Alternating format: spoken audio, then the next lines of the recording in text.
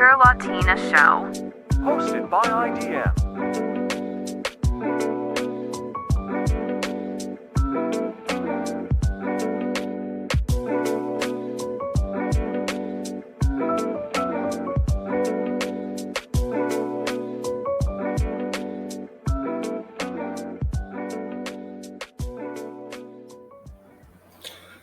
And we are recording. Hello, Nina. How are you doing?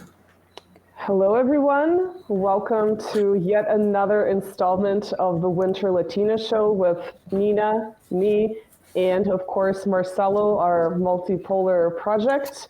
Once again, we're coming to you from the past, you viewers of the future. We knew you would absolutely suffer without content from us while Marcelo is making us all envious, sipping some nice wine somewhere at the beach while I still have minus a billion degrees and a very snowy day today. But I guess so ski, I guess that's one of the bonus points. And yes, so we decided that we don't want you to suffer without your two favorite hosts of the Winter Latina Show. So we are coming to you from the past, you viewers of the future, and we have another sort of quasi-historic topic that is related to today. That's sort of modern history too. Marcelo, why don't you let me know why you chose this topic? And then I want to read a little bit of a blurb from an article from that period.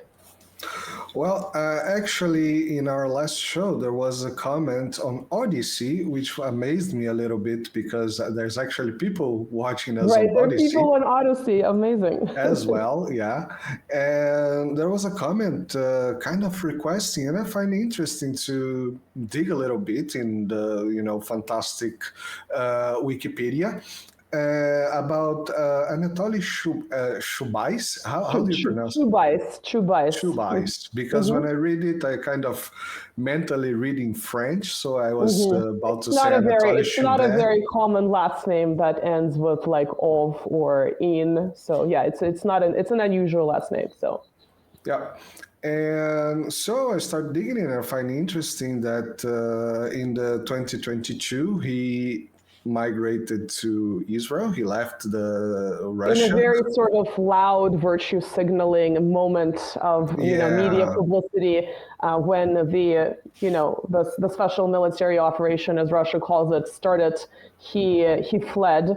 And I believe he went through Turkey or something along those lines, and he ended up getting Israeli citizenship pretty quickly. And I actually have in front of me the Times of Israel, where he is described in a very innocuous way. He is described, it lists all of his political sort of offices that he's held in the 90s. So he was a deputy prime minister, he was first prime minister, and he was sort of the central figure to the privatization drive of the 1990s. And all it mentions in this article, again, as an example, this is how people in sort of mainstream Western linked media think of him. It talks about his sort of liberalization policies and so on and so forth. So in reality, of course, the privatization drive was an absolute nightmare in sort of that broader context of the introduction of neoliberalism to Russia after the dissolution of the Soviet Union and as part of the transition to the so-called market economy. So he was sort of one of the main people involved in all of that. He was at the center. So it's really kind of interesting that he's also sort of not been, the perception of him and a few other functionaries has been very negative since that time, but he's managed to sort of be in or around politics to the point where he was sort of Putin's special envoy to, I believe, what is his official title? I think sort of international organization. So kind of like maybe not a very important role, but the fact that he's even been in government up until recently is kind of shocking. Yeah, it says he's a special advisor to Putin, but in kind of this, it's almost like it sounds like this role was created for him to just kind of keep him around, and it just kind of shocking to me that he would have been kept around because he's been sort of universally hated since the impact of privatization and the other policies, shock therapy of the early 90s, the financial collapse of 1998 have been felt, like when the general public really felt it. So it's kind of remarkable. So we're going to sort of think about him, but we're going to talk about the general, not just the 90s, but specifically privatization, because he is sort of instrumental to that period. And so this is why I decided to go to, it's a famous article from 1998. It's in The Nation, and it's called The Harvard Boys Do Russia. So it's kind of you would see if you were to go on social media and you look at some of these political commentators that actually are, I mean, again, I really don't like using the term, alternative political commentators, but mainstreamers normally wouldn't mention it, although The Nation is sort of around the mainstream, maybe on the left. But anyway, it's a very famous article. So I wanted to read you the first few lines from it because it's very striking. It's a very striking summary of what that period was like. So, quote, after 7 years of economic quote-unquote reform financed by billions of dollars in US and other Western aid, subsidized loans, and rescheduled debt, the majority of Russian people find themselves worse off economically. The privatization drive that was supposed to reap the fruits of the free market instead helped to create a system of tycoon capitalism run for the benefit of a corrupt political oligarchy that has appropriated hundreds of millions of dollars of Western aid and plundered Russia's wealth. The architect of privatization was the former first deputy prime minister Anatoly Chubais, a darling of the US and Western financial establishments. Chubais' drastic and corrupt stewardship made him extremely unpopular. According to the New York Times, he, quote, may be the most despised man in Russia, end quote. The rest of the article is equally interesting and equally striking. It talks about the connection of the Harvard Institute of International Development in terms of the Clinton administration's advising of Russia, specifically of sort of the Yeltsin cabinet, and just the nightmare that this privatization drive was. And so we're definitely going to link this article in sort of the video description if you haven't seen it before. Again, it's really famous. I think some of you may have, but that sort of sets the scene for what was going on in that time period. And again, Marcelo, you're once again sort of an outsider to this topic. So I'm kind of curious, now that you've delved into our favorite resource, the Wikipedia, or some of these other more legitimate sources, what is your impression about that transition from the dissolution of the Soviet Union in 1991 in that sort of decade of the 90s, where there was this attempt to implement market economy, which on the surface, especially to Westerners who love their capitalism, right, looks really, really good. But in reality, it was far from it. So I'm kind of curious what you think. Well, first of all, I think about this personality, reading this, especially these two articles that you sent me earlier, I found very interesting that at the same time that he was, as mentioned here, the most despised man in Russia, I find interesting the fact that he survived, let's say survived in quotes, because it's not, Navalny survive, is a political survive in the Russian inner circles of politics. I mean, they mentioned that he was in a capacity where he didn't actually hold political power as an envoy, right? Nonetheless, the fact that Putin would have him as an advisor at all is, again, that's not a small thing. And this goes to my, my earlier comments that I often bring up, that when we criticize Putin, we're only allowed to criticize him from the Western liberal perspective. We're not allowed to criticize him from sort of the other side, which is, of course, what some of us do. And I think it's really legitimate to have see a figure like that was so damaging and ask why is this man not banished from political life? So Yeah, exactly. And sometimes, and then this thing on the beginning of the special military operation, this virtual signaling, because it's not a Hmm. virtual signaling, just university leftists, the guys with the hammer and stuff T-shirt, the red T-shirt on the Hammer university. and sickle, yeah, or Che Yeah, Guevara, just kind of the famous, yeah, yeah, tattoos favorites and in stuff the like that. West. Those people virtual signaling. These people make money, so this is pretty Well, they clear to make me. money and then they virtue signal, and then that's why they can afford to leave and instantly get a citizenship of another country, which is always interesting. So Well, while I was reading there, it mentions that the guy is it's a Jew person, so right, I but he think could have there. sort of he could have left earlier.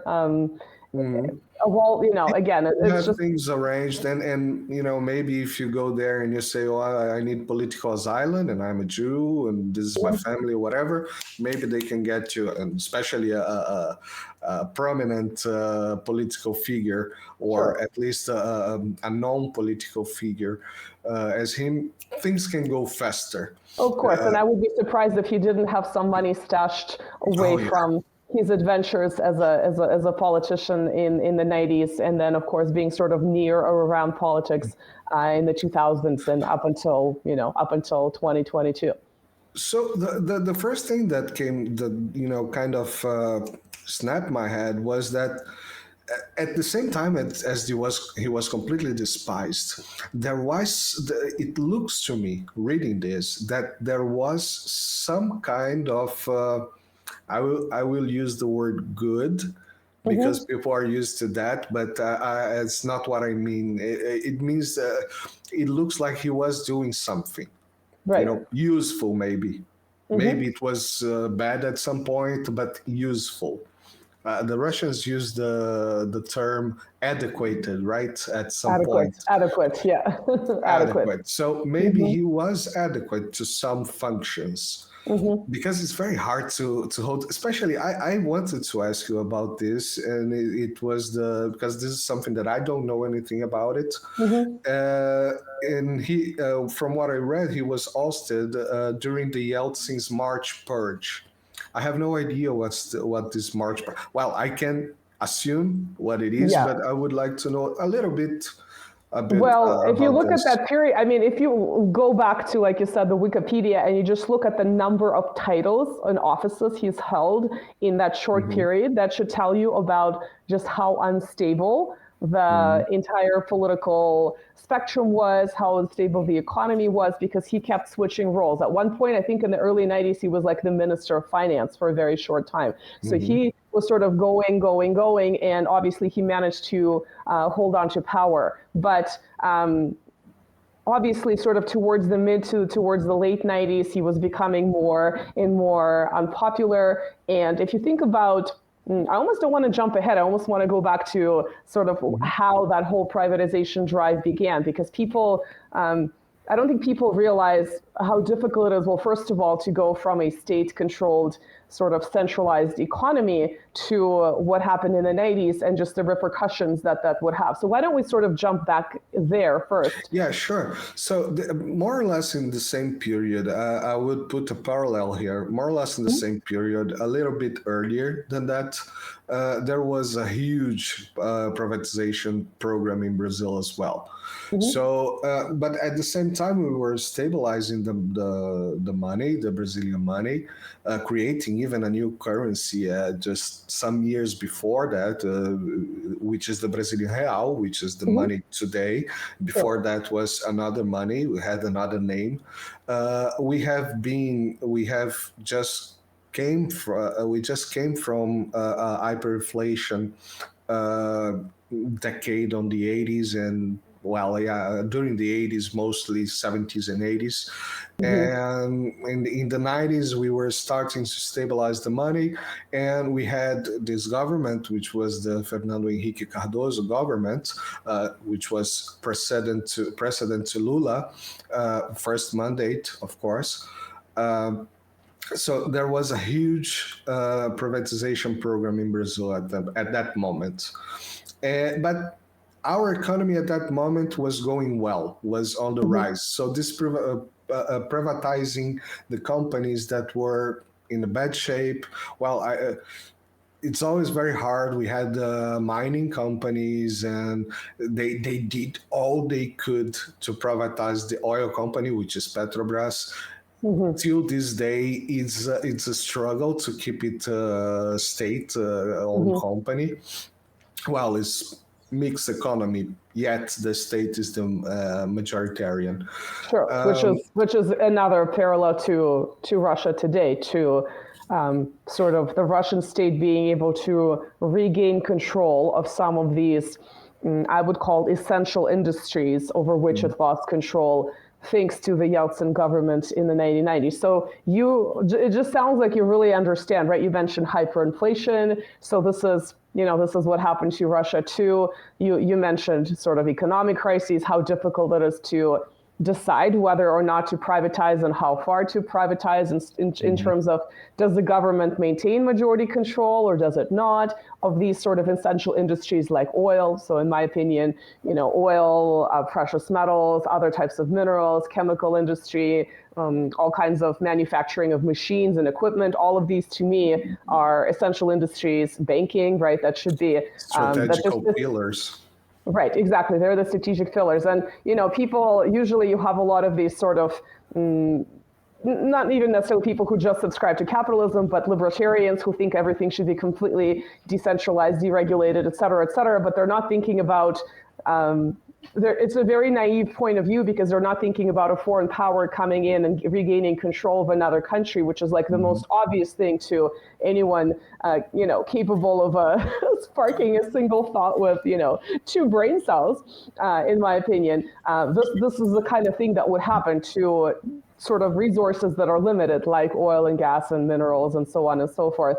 But so I would like to quickly jump into the late 80s. So this is still sort of the late Soviet Union, and you remember Gorbachev was the Western darling. He was on his end. He was excessively trying to improve relations with the West. There was some sort of positive attempt to demilitarize in terms of sort of making these nuclear agreements with, the Reagan administration, for instance, in the 80s. But he also introduced perestroika, right, where there was this really awkward attempt to restructure the economy, which of course ended up failing. And as a side note, these are usually the pictures that are being circulated in the West of empty shelves in stores. It's like the late 80s and then, of course, early 90s after the Soviet collapse. And people say, look, this is what the Soviet Union was like. But it's actually very specific to this attempt to liberalize the Russian economy towards the end, as opposed to the heyday to the Soviet Union. So it really is a misrepresentation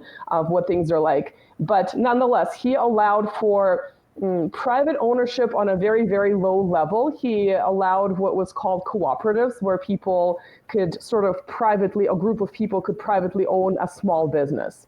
So that was sort of like 1988 and, heading into the 90s. So there was these seeds that were being planted even before the Soviet collapse. But what happened after the USSR collapsed was not just this attempt to raise money through privatization, right? And sort of get rid of this economy that was centrally controlled and it was run by the state, but it was also ideological. So when you're acting in an ideological way instead of a practical way by considering economic needs, then you have a big problem. And that is one of the reasons, not the only reason, why privatization was such a nightmare. Now, of course, as another side note, it's not like this command economy in the Soviet Union was ideal. Obviously, it had its problems. Going into, sort of heading into the 80s, it proved to be quite bulky. Obviously, it's difficult to change things fast if necessary in a centrally controlled economy of such a large country, right? So obviously there were some issues, but at the same time, my argument would be that for what it was, it actually ran quite well. And the Soviet Union was an exporter of a lot of things like wheat, lots of sort of raw materials, et cetera, whereas in the early Russian post-Soviet period, Russia became an importer of all these things that it had. So that just kind of tells you of how much of a failure that early experiment was. When you have a country that starts importing things that it has, right? So for all the criticism, I mean, maybe in another video we can sort of discuss what a command economy is like and some of the drawbacks and some of the positives in terms of maintaining control of these sort of more essential industries. But we can leave that for another time. But basically, so what happens in the early 90s and through to sort of the mid to the late 90s, there is this really crazy drive to privatize, which kind of a interesting comparison would be sort of the late 1920s to the early 30s when Stalin had this crazy drive to industrialize everything, right? And in some ways at the expense of the countryside because he was taking money from agriculture to industrialize a country, and that's something that usually takes decades, and he did it in, 10 years at great cost, but to me, I always go back to would the Soviet Union been able to withstand the Nazi German invasion had it not industrialized? And the answer is no. So this is kind of where I always go back to. So it's kind of interesting that there are these points in Russian history where there's this absolutely mad drive to do something really fast that usually takes a lot longer. And sometimes there's economic necessity, but sometimes there's ideology mixed into it as well. So here the problem is this pendulum swinging far back away from the Soviet period and trying to to view market economy as this absolute God, as, this idealized view of the West that had that market economy. And so I'll give you some statistics. Actually, we can go back to that same article in The Nation, the Harvard Boys Do Russia. So the early 90s shock therapy, right? That was the term for it, which is not a very positive term. The point of it was to eliminate the price controls that were introduced, that were used sort of in the Soviet Union as part of a very stable society. But you mentioned hyperinflation, and according to this article, and this is a number I've seen elsewhere, hyperinflation hit 2,500% in the early 90s. So basically, that's like 2500. Yeah, 2500, 2005. For those who don't use like the English way of saying 2,500, yeah, 2,500%. So basically what happens when you have that massive hyperinflation? You have the savings of the population completely wiped out, right? So this is sort of like the first shocking thing that happens almost immediately, right after the dissolution of the Soviet Union. It's a pretty shocking way to be introduced to this supposedly idealized, concept of a market economy when you realize, oh, I have no money now, and many of us no longer have jobs because our jobs were working for the state, working in sciences, working in certain industries.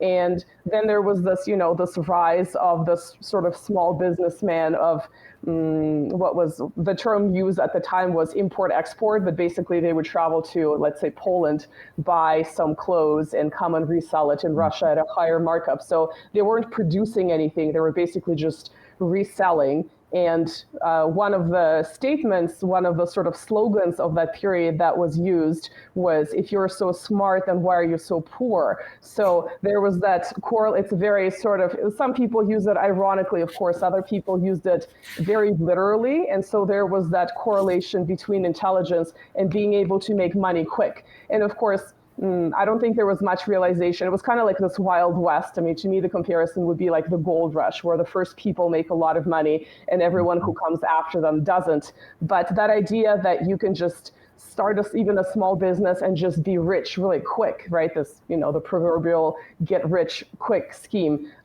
It was there. I don't think they really understood that in their beloved West, it doesn't quite happen this way. Things are done legally. Sometimes it takes, years and decades for a business to actually be profitable rather than having some kind of a cash flow and being able to pay yourself, but at the same time paying off a loan to the bank that you took out, right? So there was really no concept of that at the time. So it was like the Wild West of Russia. So this was like the first sort of shocking concept of privatization. But I want to read you another statistic, and this is still from the early 90s. I'll give you the 1997 statistic.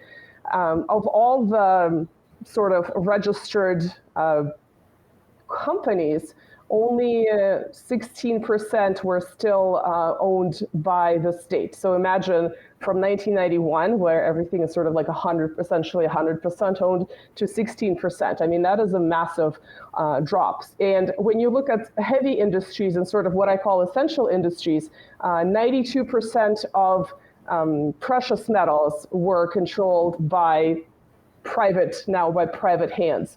95% of the chemical and oil industry by 1994. 99% of other types of sort of metal production was controlled by private hands that used to be state controlled. And sort of what they call light manufacturing, so sort of not like heavy industries, was again, fully privatized, 100% privatized by 1996. And manufacturing of equipment and sort of civilian equipment, non-military, was completely done by 1997. So these numbers are insane. And if you think about some companies that are still around today, for instance, this massive, it's called Norilsk Nickel Company. It's kind of a massive company that obviously is linked to nickel. It's still around. And this is one of those companies that came out of that period. I think it's like around 1993. So there are these lasting effects. But the problem was that it was not done. I mean, you already see a problem just by seeing these numbers, right? But on top of that, it was not done well. But I don't want to just blah, blah, blah, blah on. I want to know if you have any sort of questions so far, if you have any opinions. No, what I actually have is driving this parallel with the Brazil. I can see. I found very interesting that you say exactly the fact that, well, not to just criticize, some things were probably done, wrongly, but not on purpose, and that we have actually a historic series that we built on the channel, me and Davidson, in Portuguese, unfortunately, for the for those of us who are followers. Multilingual, but in other ways, not multilingual in Portuguese. Yeah. Yeah, but I'll try to put at least the YouTube translation there. Yeah. So we were actually analyzing this more or less the same period. We had the hyperinflation, and then we had a lot of very strong measures by a president that was extremely unpopular. His name was Collor. Not by chance. Right. By chance, actually. By chance, yeah. So his name was Collor, and his first name was Collor. His last name was Revolution. Exactly. His middle name was Revolution. That was really by chance. Yeah. But the truth is very unpopular. Not a hero. I'm not here to make the guy a hero. No, not at all. And one of the things that he did was so he, what's it called? He grabbed the money that you had on savings. So the state basically, you cannot touch your savings for a long time. So a lot of people lost their jobs, their companies. A lot of people, lost their lives. A lot of people took their lives. Right. It was very unpopular. But that sounded to us, analyzing a little bit now that history has run its course, that that was very unpopular, but that was at the moment extremely necessary for things to stabilize at some point. And I remember, I don't know if you had this kind of experience, but I remember going to the supermarket with mom. At that time, they used a kind of pistol to remark prices. Yes, I don't know if you had that in yes. in And it was Russia. like really quick because the inflation was like through the roof.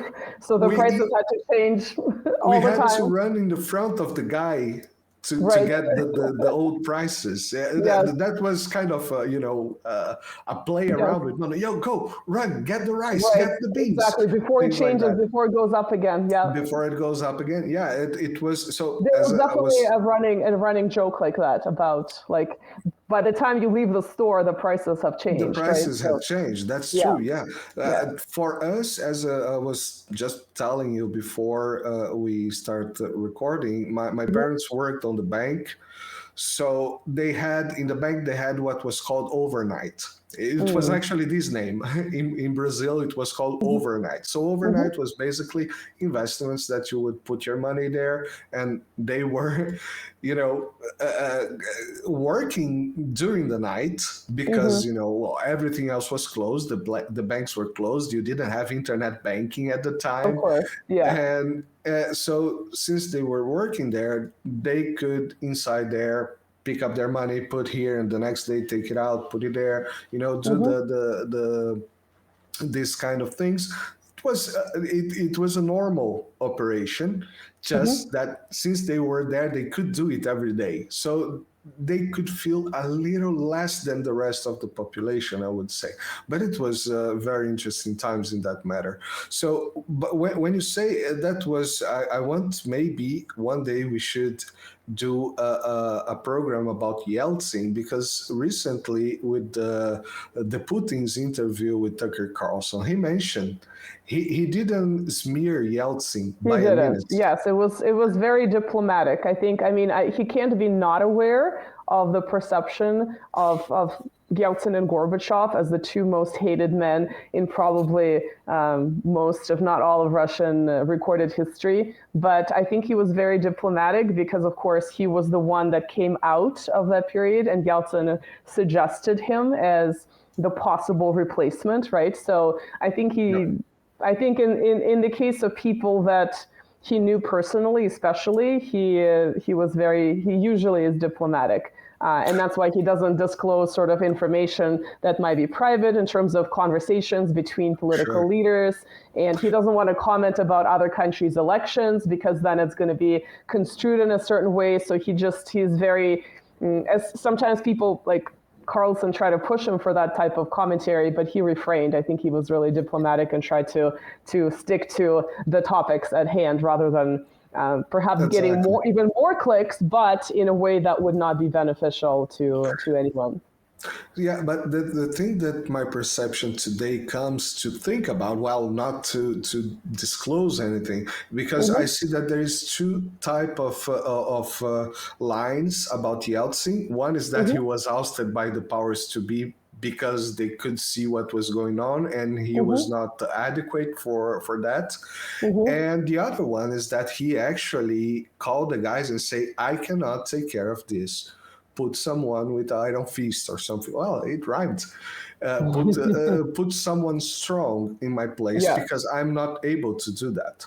Well, I mean, he did have health issues. To what extent they were linked to alcohol is a different question, and whether that stereotype was exaggerated. But he did have health issues. I mean, if you just look at him in that decade, how much he changed physically, you can tell, obviously. And you have just the stresses of that decade, some of which was his own doing. You can make sort of the most innocuous conclusion that may have happened. But yeah, we can definitely look at him. But going back to normal people, I'm just thinking of just my grandfather working all his life and painstakingly putting away money and retiring in his when he was old, and to take care of his grandkids when the parents worked, and all of a sudden he loses all his savings because of this reform. Or my parents being scientists with PhDs and a degree that exceeds a PhD, working for the state, and all of a sudden having no money for months, right?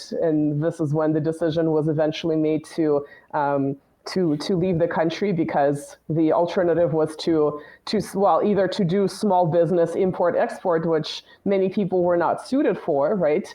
Or it was to starve. And that's why you read a lot of these documents from that period where people would faint from starvation. They would dumpster dive. They would eat garbage, literal garbage. They would eat pigeons. And this was the period that sometimes those who like to criticize Russia, they use sort of the statistics for abortion and alcohol consumption and illicit drug use. But it all came with this liberalization, and then it declined when Russia started doing better in the 2000s. So yeah, it's definitely for normal people, it was just this absolute nightmare. But another thing that I would like to look at, let me just jump back into some of these statistics. Well, I don't have to mention the statistics, but The problem with privatization, I'll give you one example, going back to Yeltsin. In 1996, the states started selling off more state-controlled enterprises because they needed to raise more money for the budget because there was an election coming up.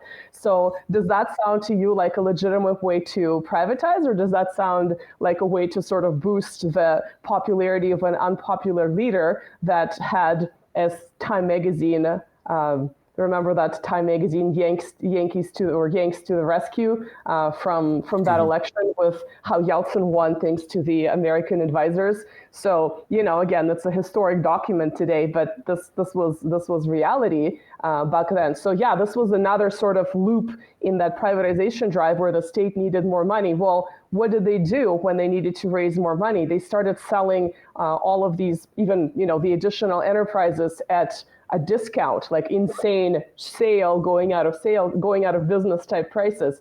And so this is how some of these oligarchs got rich. They were able to get a hold of things that valued far differently. So, like when you're privatizing, let's say a company is struggling and you need to privatize it for whatever reason. Let's say it's not an essential industry, so then it's okay to privatize. You're not going to have a foreign vulture coming in and trying to carry out a color revolution. Let's say it's a legitimate privatization where you're not going to be selling it where it doesn't really match at what the valuation of the company is at that stage. You're not going to be selling it for like 10% of it or 5% of it. It makes no sense. But this is what the Yeltsin government was doing. And so what happens? Let's say you are a proponent of capitalism. What happens when you're selling these existent enterprises at a fraction of their cost? New enterprises are not going to be created because it's not profitable. So then you don't have a competition in that sector where, again, according to capitalism, you should have competition because competition breeds innovation, blah, blah, blah, blah, blah, if you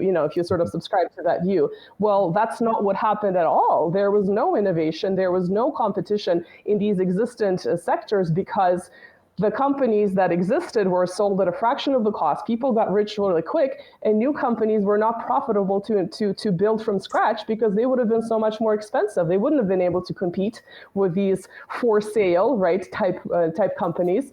And by definition, that doesn't quite work. And so if you actually look at the Russian market, companies that did end up developing sort of a competitive sector were the ones that did arise from scratch. So let's say banking or like mobile phones and internet, those types of companies later on, because they so essentially arose from scratch. So there is now more competition. So again, if you look at it from that capitalist perspective, that privatization drive doesn't make sense at all. And then, of course, there was another crisis in 1998 when Russia had to default, right? And people lost more savings. So it's almost like there was the sense that perhaps things were slightly improving, and bam, another crash, right? Like imagine how shocking that would be after you lost your money in the early 90s. It happens again. So, it's not surprising that the social mood was absolutely devastating, and that people were drinking more and people were, women were having abortions and not having children, and all of these other effects that are directly linked to socioeconomics. And you could probably make the argument that by 1997, 1998, you should have probably seen that the policies you're using are not really working well. Maybe initially you had this idea of theory, it should work in theory, and then in practice it doesn't. But then a few years into it, you probably should have a little bit of a realization that it's not working.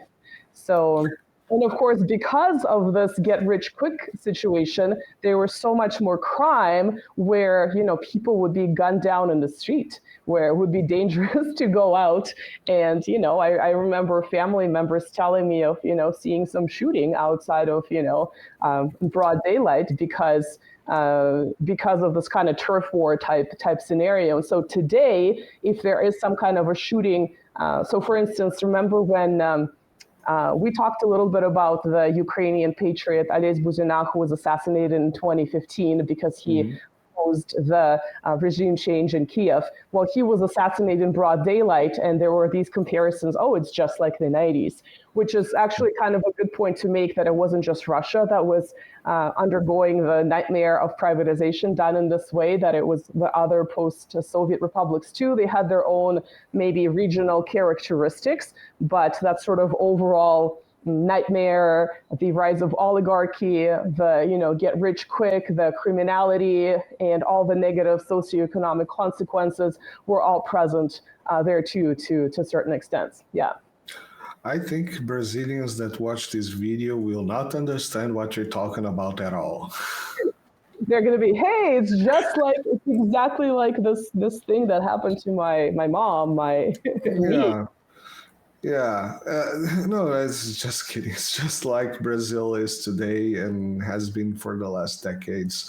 And yeah, this one thing that I found very interesting about that maybe it's just propaganda input inside the articles, was that the Chubais guy reportedly recommended the administration to hire the Putin guy.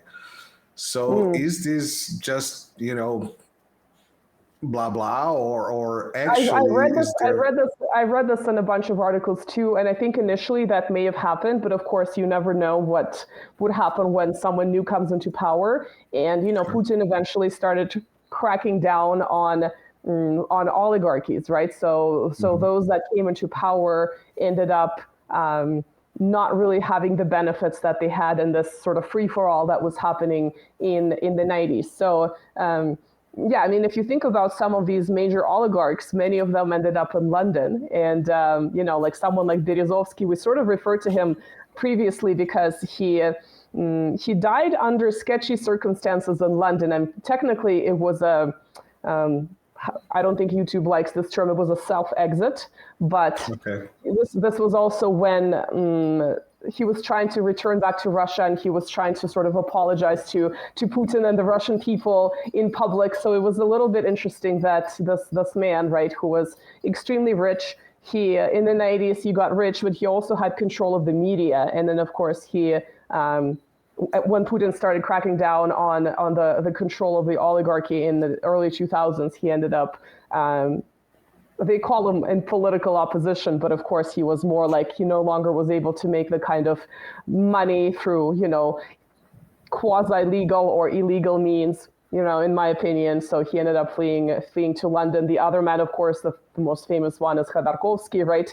He was this oil tycoon. And if you look at the statistics, he goes from, again, this is the 90s, from nothing to being in like the top 20 richest men. No, I think he was like the richest man, one of the richest men in the world, because of this oil company that he gained control of with his partner through, draw your own conclusions, how you go from being a normal Soviet dude to being one of the richest people in like a decade. I mean, it's just not normal within any kind of normal economy for that to happen, unless you're, discovering like a gold mine or like a literal gold mine, right? So, or you yourself discovered. I don't even think someone does that. Is able right. to you raise yourself personally like dug up this like giant oil field, right? You just found it in your backyard. I mean, perhaps it happens, but normally that doesn't happen. So you should probably draw your own conclusion as to how people end up rich in this way. And of course, subsequently, right? Remember, he had the story of where he was in prison for fraud, and then Putin essentially pardoned him and allowed him to flee. And now, of course, he is funding all of this opposition media in the West while living in Europe. But he was also linked by the Russian criminal investigators to an assassination of a mayor of a particular town. And perhaps a certain mainstreamer would say that it's a fully political persecution, but I don't know, looking at what was going on in Russia in the 90s, without even knowing much about that case, I never really investigated it fully. knowing that you could assassinate a mayor to get what you want. It wouldn't surprise me at all if that were truly the case, because that was the environment in the 90s. But that also tells you about the level of opportunism that these oligarchs had. And again, remember, we always mention in Russia and in Ukraine, they're oligarchs. In the West, they're philanthropists, philanthropists and billionaires that are, they love kittens and rainbows, and they donate money to starving children, and it's not a comparison at all. But so anyways, going back to Chubais, I mean, I wouldn't be surprised that there might have been that kind of a recommendation, but without really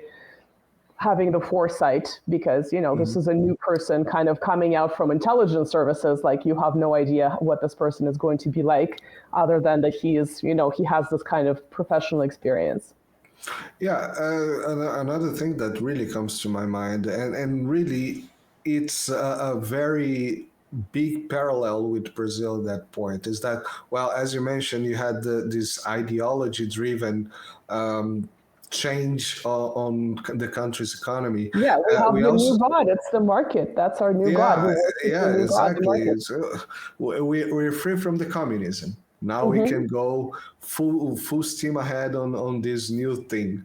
And at the same point, well, what I think, when it's coming to my knowledge nowadays, when I try to learn and understand things from history, is that many people give a lot of credit for states or for elites, and many of these people are just stupid. And I'm not saying that just to smear people. They believe things. You can see in Israel, for example, people with very strong religious beliefs dictating the terms of politics, as well as ideologies. I mean, you can see in the EU introducing the 13th package of sanctions after the first 12 packages failed. According to Western media itself these days, it's sort of like, what's the definition of insanity? It's doing the same thing over and over again and expecting a different outcome. And here you have 13, not 3 or 4, you have 13, right? So I think they're examples of what you're describing across the board. We had Annalena Baerbock, Annalena 360, just saying, the sanctions didn't work. We knew they weren't going sanctions to work, but they're still important. And it's just like... I always think about that guy from the Aliens, I'm not saying it's aliens, but aliens. Yeah, I'm not saying and at the same time, you have a complete collapse. Okay, so it's a completely chaotic time at that moment. A lot of things happen at the same time. People, the vultures trying to eat as much as possible. Have you ever gone to your favorite restaurant? That's one thing that kind of irked me, and it always irks me about these articles. Even one that I quite like from The Nation from 1998 that we referenced earlier, is that they always go back into this like, well, we invested so much money, where there should be some, we invested so much money in Ukraine, and there's really almost like that's the top concern. And I understand why, because it does impact the ordinary taxpayer, but at the same time, when there's sort of lives at stake and people are dying, whether in a war or whether in this economic collapse. I mean, some of these estimates for the 90s say that, if you estimate the unborn children and do kind of this complex scientific statistical investigation into how many people were lost and people who were not born in the decade, the numbers are staggering. Like, it's almost like worse than a war. And so, when you kind of look at it in this way, and here is yet another article from North America or from Western Europe talking about taxpayer money, it really kind of puts things into perspective, where it seems like at least it comes across as we're more concerned with our money than we are with the lives being lost, which to me is always very jarring to see that, even in, like I said, in an article that I quite like and that I find very legitimate and factual. Yeah, exactly. So just as for perspective, all these things happen more or less in the same time. So you had the collapse of the Soviet Union, the down of the Berlin Wall. At the same time in Brazil, we were leaving the military regime.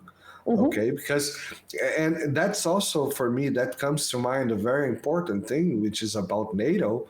And that should be the moment that NATO, together with all these military regimes backed by the United States in South America, in Africa, that should all have gone at that moment.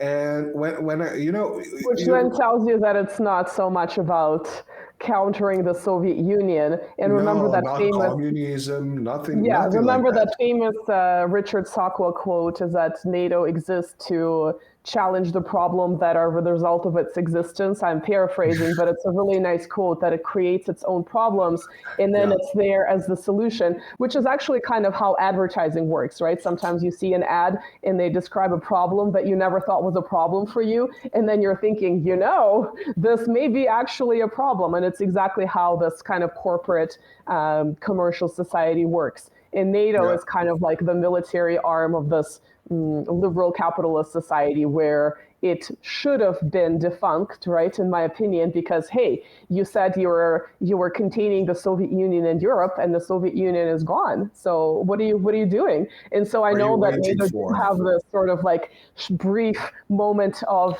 we need to find a new, raison d'être, right? And then of course it ended up rebranding itself, and then there were the Balkan Wars, in which NATO was very, very actively involved, and that argument that the Balkan Wars were sort of a pivotal moment for Russia. I mean, Putin made that Hmm. argument, but I think a lot of other people have as well. That sort of like, what is the relationship between Russia and the West going to be like? The situation with with the former Yugoslavia was very, very indicative, right? So remember one of the Russian sort of high-level politicians, Primakov, was supposed to fly to across the Atlantic, and then the plane turned around sort of halfway through. It's like a famous turnaround because NATO started striking Serbia, basically. So this was kind of like it's like a literal turning point with this plane turning around and going back. Even with people who were very willing to work with these Western governments. Yeah, for sure. But it's interesting. Yeah, I mean, I'm obviously not, and I only know sort of basic information about Brazil. So it's interesting for me to learn from you how many parallels there are and that people can really understand and relate to, like you're saying, hyperinflation in introducing a new currency and, what problems that entails and to privatize or not to privatize a company that deals with essential, again, in my opinion, essential resources, which Yeah, if you look at something like Gazprom, right? Right now, it's mostly controlled by the Russian government, but it still has some private ownership too. And so, in my opinion, that's a good way of handling a vital natural resource. see, yeah, exactly. And one of the things that I was thinking was exactly that. Well, I was about to say, when you go to your favorite restaurant and you ask your favorite plate, and then it Mhm. arrives and you're, just Salivating. chewing on it, yeah, and nothing else matter. Maybe, the former Soviet Union, now Russia, was the main dish, was the Yes, main plate. So right. that maybe they left Brazil alone for like 5 minutes. We'll be Hmm. back for dessert, We'll be back for but right now you take care of.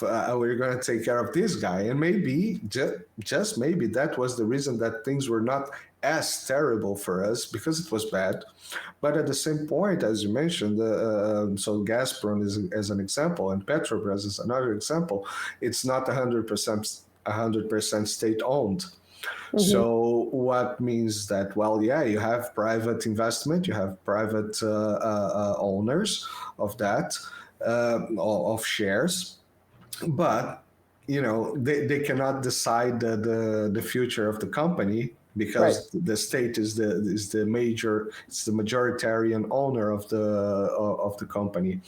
And well, that tells me a lot more for me about Brazil than about Russia, but that's very interesting point over there about this Well, guy. I mean, if you look at Russian history, there are all these multiple attempts to gain control of Russian resources. We go back to 1918 and the Western so-called intervention, which I call the invasion, with Russia's so-called allies in World War I, in jumping in and under the guise of we're going to prevent the spread of communism in the context of the revolution, but at the same time we're trying to export all of resources that we can get a hold of, and we're extrajudicially randomly punishing and torturing and killing the local population. Like, what does that tell you? Are you there to stop the spread of communism, or are you there to export all these resources that you're able to get a hold of, or at least you're trying to also get a foothold there and stay there for longer, right?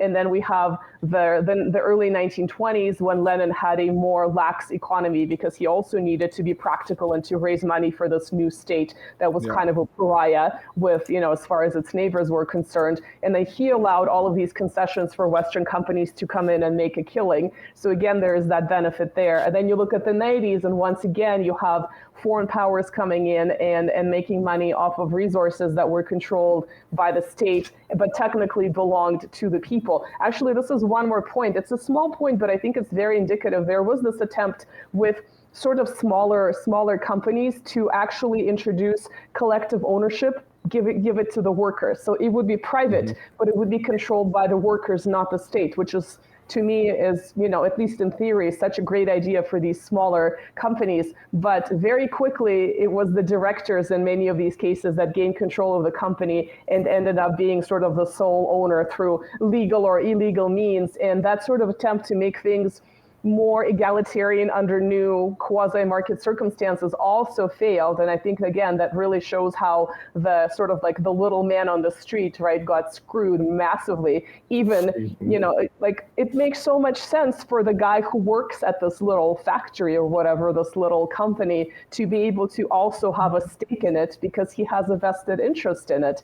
That's how things work in some cases elsewhere, and it was very, very short-lived. So that's another indication of privatization that failed. Although I do want to say that the privatization of property like apartments was maybe not a bad thing, because people basically had free apartments from the state, and they were, I don't want to go into detail of how you were able to get that free apartment. It was through, hard work and so on and so forth. But basically people had the option of buying that apartment for themselves, privatizing it for a small fee. So it was definitely not the value of the apartment too. So in that sense, at least people had a place to live after the Soviet collapse, and having some kind of a guarantee of having a home where they've lived for decades. So that aspect of kind of smaller scale, maybe not sort of larger real estate, but kind of smaller scale real estate as far as private apartments went, that probably was beneficial in some ways to sort of the average man, of having some control over his living situation in a absolute chaos of everything else. At least you had a home. So this is sort of one, perhaps, making lemonade with lemons type of scenario here. So. Yeah, no, that's definitely, well. For example, I'll give you an example of here in Italy. They have these, public apartments for people with low income or issues, and they have very low rent, or even almost free rent. Yeah, they have it. They even have it in the U.S. It's very difficult to get into. You have to apply. You have to prove that you are sort of, around the poverty line, but it only can be like 30% or 20% of yours. It's definitely very subsidized. So I know what you mean. Yeah. At the same time, in my building, there is one or two that are empty for years and years and years and years. I mean, So it's they're not not being empty. used. There is a couple of pigeons living there, and it's already like seventh generation because they just make Right, more they keep pigeons. reproducing. Yeah, The pigeons are and squatting in the apartment. It's like, screw humans, we're gonna have this to ourselves. if you want to go there and say, look, guys, nobody's It's living there. empty. You're wasting money. Sell it to me. Yeah. Don't do it. No. I mean, Yeah. it's all right if you have a purpose, for that, and I believe there is a purpose for that. But it doesn't make sense if it's just stay holding pigeons and people. And so yeah, you have a point there. There is because there is another even worse thing there, because that could have been privatized to companies, not to the people, and Yeah. that would I mean, be this is the sellout. big stink in North America, right? You having these large investment firms buying up houses and apartments, and then people are unable to buy their own home because these people want to rent it to them rather than allow home ownership. So, but it's another topic, but it also shows that things are not so rosy in a more market environment, because people can come in and manipulate, and nothing so far seems to be done about these giants that are buying up all these properties, driving up property, real estate, and not allowing people who would have been able to afford to buy a house with a mortgage, of course, right? It's like a 20, 30-year mortgage, are no longer able to do that. But that's a different story of modern day, perhaps late stage capitalism, of which there are many. So, that just shows you that the sort of the idea of the West as this god, right? This market economy as this god was definitely very, very flawed. Probably a good point to end on, right? Because there was that awakening, perhaps first economically and then politically a little bit later on, in terms of like how far can we actually be, how far can we be friends with these states? But we've discussed that before. So yeah, I think it's a good point to pause on. Exactly. So just to remember everybody that all the links are on the description, the IDM links, Nina's links, the links to these two pieces that we mentioned here. And I'll be having some nice Porto wine now, He probably, wants to make us and envious watching yet it again. Oh my goodness. and watching it from And Portugal. watching it. Yep. For And those of us who are still snowed in, yeah, this is like, yeah, but you can ski. I can't. I'm not even go to the beach because it's cold there. It's 15 degrees yeah, but Celsius. I'm an outdoor swimmer. 15 degrees, that is like ideal weather for swimming. Oh my gosh, you're making me Oh, even more Jesus. jealous. I love swimming in cold water. This is even worse. I prefer cold water swimming to like warm beach swimming. So if it's like 5 to 10 degrees Celsius, the water, that's my favorite. So you're making me even you're making me even more envious now. Grab a So ticket. viewers of Come the to future, you Portugal. see how we bicker. We see how we bicker behind the scenes about vacation time, or non-existent vacation time in a nice beachy area. Okay. Well, Exactly. thank you guys. I'd love to hear your comments. If you are from a country that has also experienced something similar, it would be something that I would learn from, because I'm obviously more familiar with the so-called former Soviet Union. So, I'm even learning from Marcelo about Brazil. So it's very interesting. So I'd love to hear from, someone from Bulgaria or Yugoslavia. So yeah, leave your comments. I always read them. That's perfect. Thank you very much, guys. And Thanks, see guys. you next week live. See you next week live. Yeah. Bye bye.